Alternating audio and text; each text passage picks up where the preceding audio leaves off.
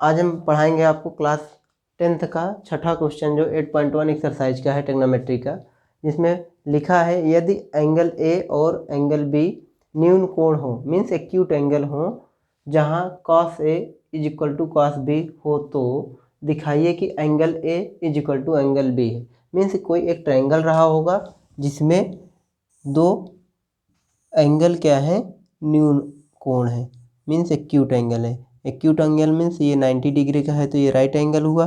अब इससे जो छोटे होंगे 90 डिग्री से वो क्या होंगे, एक्यूट एंगल, मीन्स ए और बी जो है वो हमारा एक्यूट एंगल है। अब ये हमें दिया है कि cos A equal to cos B है, मीन्स इसका कोसाइन और इसका कोसाइन दोनों आपस में सेम है।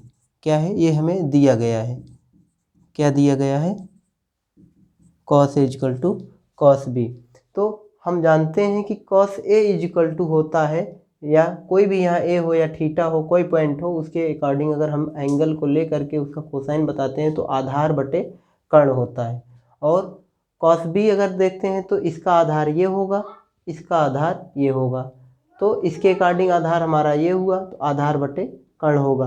तो हम जानते हैं कि ये cos A की जगह पे हम लिख सकते हैं आधार बटे कर्ण, या दिस पॉइंट इससे तो AC upon AB is equal to cos B is equal to होगा, cos B के बराबर होगा आधार बटे कर्ण। तो ये इसके सामने की जिस एंगल का हम बात करते हैं उसके सामने की जो साइड होता है वो हमेशा क्या होता है, परपेंडिकुलर होता है। अभी तक हम इसकी बात कर रहे थे तो हमारा परपेंडिकुलर क्या था, ये था। तो परपेंडिकुलर तो साइन में आता है, तो हमें आधार बताना है। तो आधार मीन्स बेस हमारा ये है, हाइपोटेनस ये, तो आधार बटे कर्ण मैंने लिख दिया, तो AC अपान AB लिख दिया। अब उसी तरीके से cos B की जगह पे हम क्या लिखेंगे, आधार बटे कर्ण। फार्मूला तो वही है, पिछली क्लास में मैंने बताया था। तो आधार हमारा इसमें क्या होगा, BC होगा। क्या होगा, BC होगा। उसके बाद हमारा कर्ण तो सेम रहेगा। कर्ण क्या होता है, 90 डिग्री के सामने वाली साइड जो होती है वो हाइपोटेनस होती है, मीन्स कर्ण होती है, जो सबकी सबसे बड़ी भुजा होती है, साइड होती है। तो हम लिखेंगे BC अपान AB। तो इसमें कुछ चीज़ें सेम है, AB और AB, तो हम दोनों को कैंसिल आउट कर सकते हैं, ये कट गया। तो हमारा क्या आया, AC equal to BC, means AC ये वाली साइड और BC ये वाली साइड दोनों आपस में बराबर हैं। तो मैंने आपको क्लास 9th के एक वीडियो में बताया था कि बराबर भुजाओं के सामने के कोण भी आपस में बराबर होते हैं। ये एक थ्योरम है, 9th में आपको पढ़ाया गया होगा। तो हम यहाँ पे लिखेंगे एंगल AC के सामने का एंगल क्या हुआ, इस साइड के सामने का एंगल जो हुआ ये B हुआ, तो angle B is equal to angle A। तो यही हमें प्रूव करना था। इसको पहले हम यहाँ पे लिख देंगे, बराबर भुजा के सामने के कोण भी आपस में बराबर होते हैं।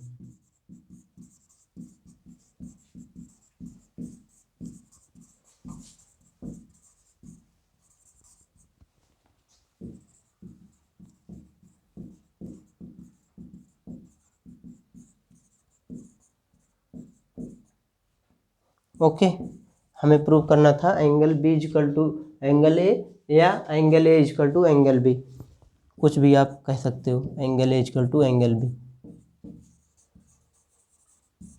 इसी तरीके से हमारा छठा क्वेश्चन है, नेक्स्ट क्वेश्चन है सातवां क्वेश्चन है यदि cot theta is equal to 7/8, तो 1 प्लस साइन थीटा ब्रैकेट में 1 minus sine theta upon 1 plus cos theta under bracket 1 minus sine theta cos theta का मान ज्ञात करो।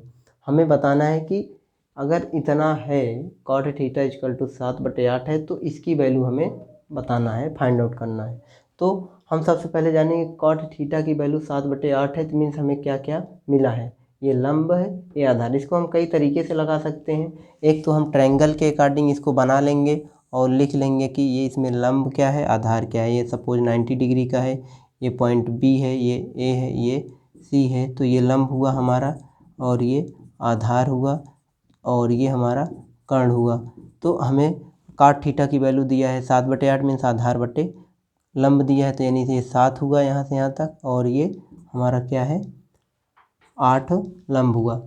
तो इसके अकॉर्डिंग हम लगा सकते हैं। तो कर्ण की वैल्यू निकाल लेंगे, फिर साइन थीटा बराबर लंब बटे कर्ण, और कॉस थीटा बराबर आधार बटे कर्ण हर एक जगह लगा के रख देंगे। लेकिन दूसरे मेथड से हम इसको लगाएंगे तो इसका आपस में मल्टीप्लाई करेंगे, इसका मल्टीप्लाई करेंगे। देख रहे हैं ऊपर साइन साइन है, नीचे कॉस कॉस है।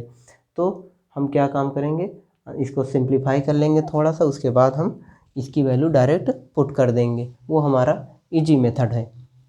तो चलो हम बताते हैं। लिखा है 1 प्लस साइन थीटा